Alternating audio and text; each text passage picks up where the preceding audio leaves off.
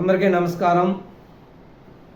కాల్పుల విరమణలో అసలు ఏం జరిగింది, దీని వెనక ఉన్న మర్మం ఏమిటి అని పూర్తిగా కానీ చర్చించుకున్నట్లయితే, గత వారం రోజుల నుంచి భారత్ పాకిస్తాన్ మధ్య జరుగుతున్న దాడులు దాడులు తీవ్ర స్థాయికి చేరుకున్నాయి. గత 3 రోజుల ముందుగా టోటల్గా పోయిన నెల లాస్ట్ వారంలో పాకిస్తాన్ ఉగ్రవాదులు పహల్గామ్ మీద దాడి జరిపి జమ్మూ కాశ్మీర్లో ఉన్నటువంటి యాత్రికులను, అమాయకులను మతం పేరు అడుగి మరీ చంపడం జరిగింది. దీనికి ప్రతీకారంగా భారతదేశం అప్పటి నుంచి సన్నద్ధమవుతూ ఒకదానికొకటి క్రమేణా పాకిస్తాన్ మీద ఆంక్షలను ప్రకటించుకుంటూ వస్తూ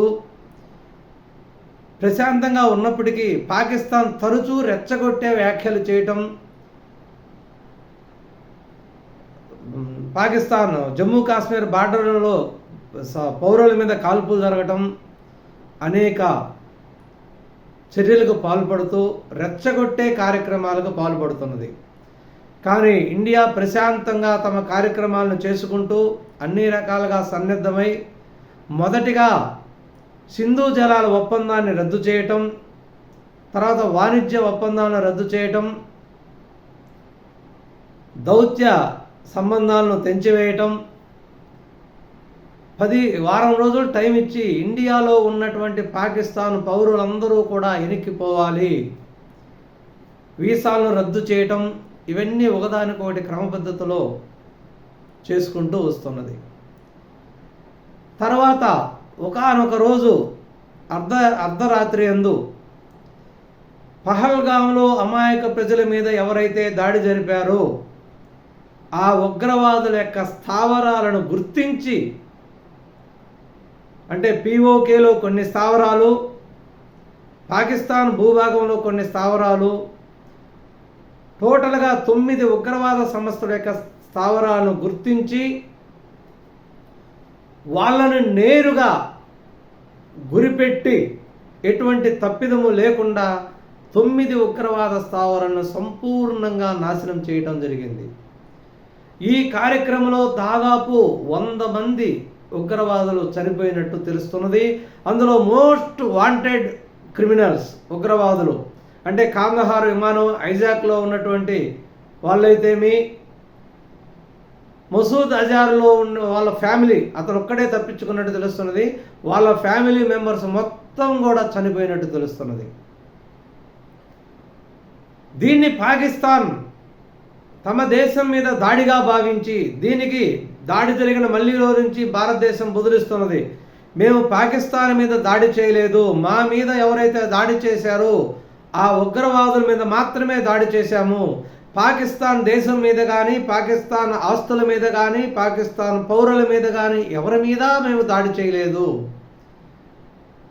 ఇది మా ఆత్మాభిమానం కోసం, మా దేశంలో అమాయక పౌరులను చంపినటువంటి ఉగ్రవాదుల్ని మేము ముట్టు పెట్టడానికి చేసినటువంటి దాడి. ఈ ఆపరేషనే సింధూరం. మా ప్రజల యొక్క నుదుటి సింధూరాన్ని చెరిపివేసినటువంటి ఉగ్రవాదుల మీద దాడి పేరు కూడా సింధూరం అని పెట్టడం జరిగింది అని పదే భారతదేశం చెప్తున్నప్పటికీ ఇది పాకిస్తాన్ దేశం మీద దాడి వలె భావించి ఉగ్రవాదుల యొక్క అంత్యక్రియల్లో అధికార లాంఛనాలతో పాల్గొని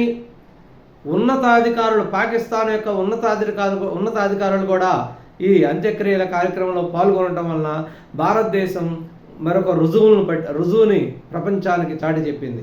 అంటే ఉగ్రవాద అంత్యక్రియలో పాకిస్తాన్ ప్రభుత్వ లాంఛనాల ప్రకారం అంత్యక్రియలు నిర్వహించి ప్రభుత్వ అధినేతలు కూడా పాల్గొనడం జరిగింది.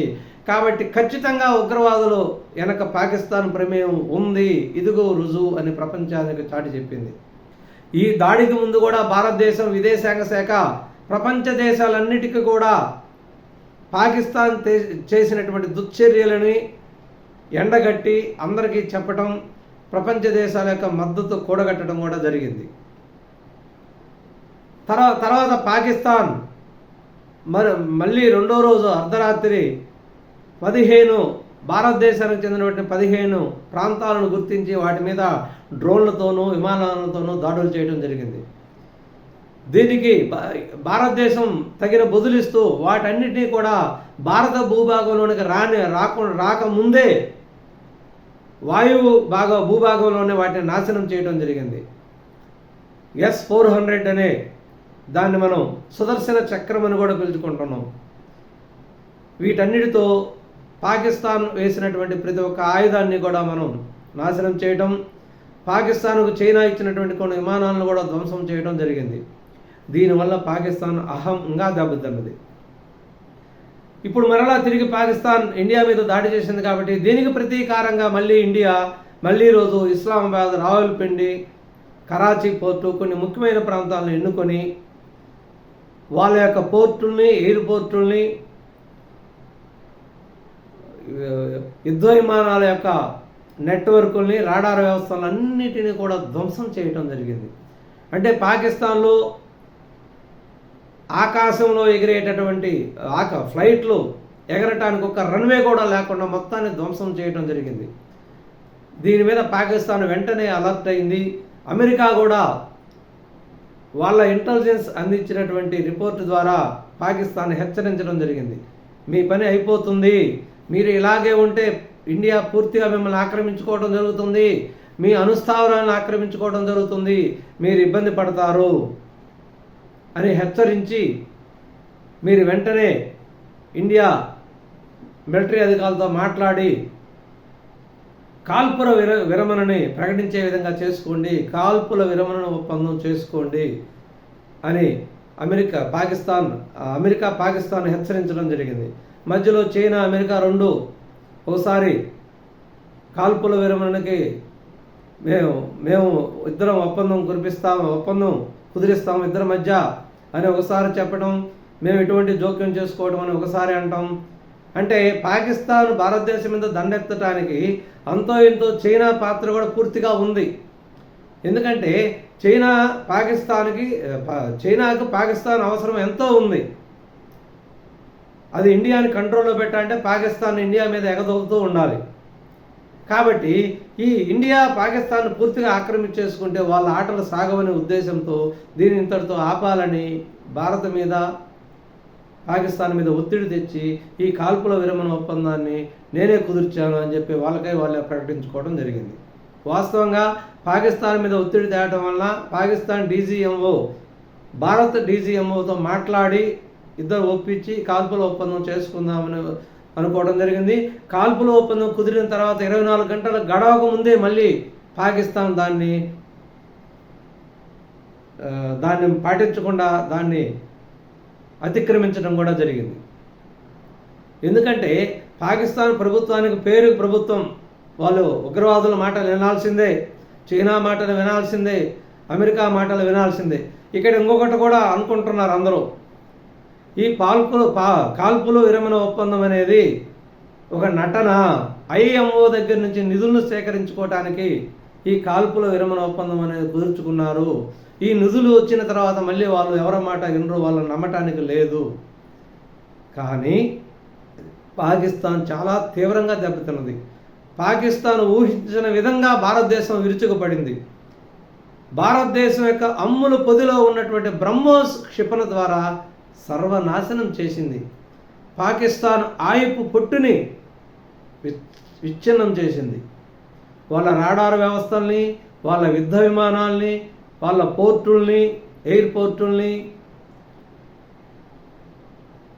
పూర్తిగా ధ్వంసం చేసింది, నిర్వీర్యం చేసింది. వాళ్ళు యుద్ధం చేయటానికి ఎటువంటి అవకాశం లేకుండా వాళ్ళని నిర్వీర్యం చేసింది. దానికి వాళ్ళు ఎంతో భయపడి ఈ కాల్పుల విరమణకు వచ్చినారని కూడా ఒకవైపు ఎనాలిసిస్ జరుగుతుంది. ఏది ఏమైనప్పటికీ కూడా మొట్టమొదటిసారి ఎప్పుడూ భారతదేశానికి భయపడలేని విధంగా ఈసారి పాకిస్తాన్ భారతదేశానికి భయపడింది. ఇదే ఊపులో పాకిస్తాన్ ఆక్రమిత కాశ్మీర్ను కూడా పిఓకేను కూడా భారత్ స్వాధీనం చేసుకోవాలి. ఈరోజు జరిగిన డీజీఎంఓ స్థాయి సదస్సుల్లో చర్చల్లో పాకిస్తాన్ ముందు భారతదేశం పెట్టినటువంటి డిమాండ్లు ఉగ్రవాదుల్ని ఎట్టి పరిస్థితుల్లో సహించేది లేదు, మేము కోరినటువంటి ఉగ్రవాదులను మాకు అప్పగించాలి, మీ మీ ప్రదేశంలో ఎక్కడ కూడా ఉగ్రవాద కార్యకలాపాలు జరగకూడదు, పిఓకేని పూర్తిగా మాకు అప్పచెప్పాలి అనే ఈ డిమాండ్లు వీటికి ఒప్పుకుంటేనే మేము చర్చలకు వస్తాం, లేదంటే మేము చేసే పని మేము చేస్తాం అని నరేంద్ర మోడీ గారు కూడా మాట్లాడుతూ స్ట్రైట్గా వార్నింగ్ ఇవ్వటం, మన సైనికులకి కూడా సెల్యూట్ చేయటం, సైనిక చర్యని పూర్తిగా సమర్థించి వాళ్ళకి భారతదేశం మొత్తం కూడా కృతజ్ఞులై ఉంటారు అని చెప్పడం జరిగింది. ఇది ఈ వీడియో యొక్క సారాంశం. ధన్యవాదాలు.